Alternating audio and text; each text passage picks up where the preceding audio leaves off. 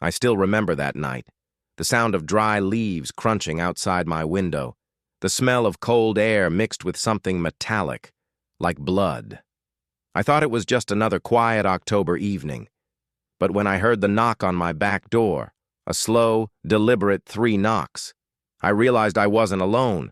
I called out thinking it was my neighbor. No answer. Then came a whisper from the darkness right behind me. "You left the door open, and didn't you?" What happened after that still haunts me every single night. It happened 3 years ago, during the fall of 2022. My name's Mark, and at that time I lived alone in a small town in northern Pennsylvania. One of those quiet places where everyone knows everyone, and nights fall heavier than they should.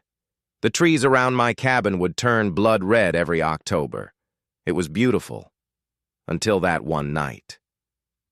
I was working as a night shift mechanic, used to long, lonely hours, the hum of tools, and the occasional raccoon knocking over the trash outside.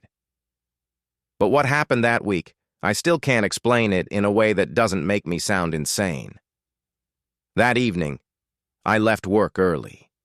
The air was colder than usual, the kind of cold that makes your breath hang like smoke. I remember driving home through fog so thick it felt alive. My headlights barely cut through it. Everything was silent except for the hum of the truck engine and the radio static. Halfway home, I saw something in the road, a figure. At first I thought it was a deer, but when I slowed down, the shape didn't move. It was standing upright. A man, maybe 6 feet tall, facing away from me. He wore what looked like a torn flannel shirt and no shoes. I honked once, no reaction. I flicked my high beams. That's when he turned around.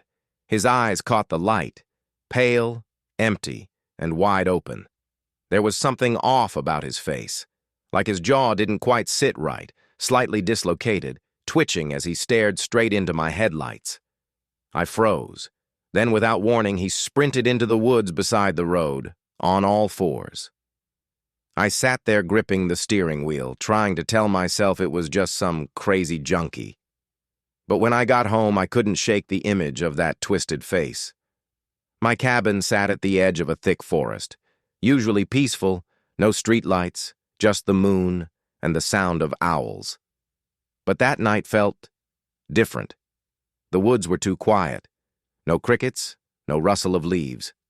Inside, I locked the door, poured myself a drink, and tried to forget it. But as the clock hit 11:47 p.m., I heard it. That same slow, deliberate knock on the back door. 3 knocks. Thump, thump, thump. I froze mid-step. There was no porch light in the back, just pitch darkness beyond the glass. I waited. Silence. Then a faint scratching, like nails dragging down the wood. I grabbed my flashlight and crept to the door. "Who's there?" I called. No reply. I flicked the light on and pointed it through the window. Nothing. Just my empty yard and the swaying trees. I waited another few seconds before turning back toward the kitchen. And that's when I heard it again. 3 knocks.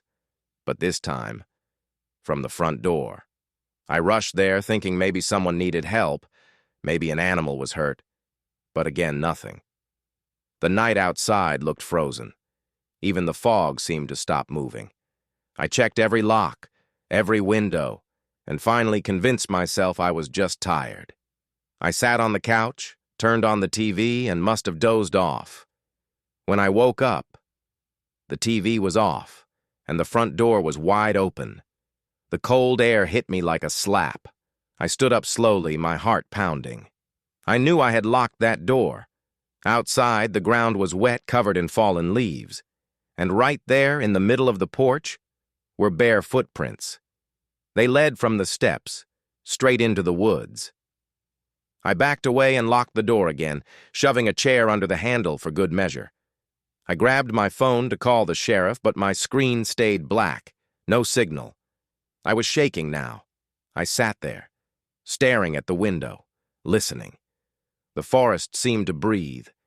Then, a voice, a man's voice, whispering my name. "Mark." It came from inside the house. I turned slowly toward the hallway, every light flickering as I did. And for the first time, I saw him. Standing at the end of the hall, the same figure from the road. Same torn shirt, bare feet. Head tilted slightly, mouth hanging open. I couldn't move. I just whispered, "What do you want?" He smiled, but his jaw cracked sideways when he did. Then he said something that chilled my blood. "You left the door open, didn't you?"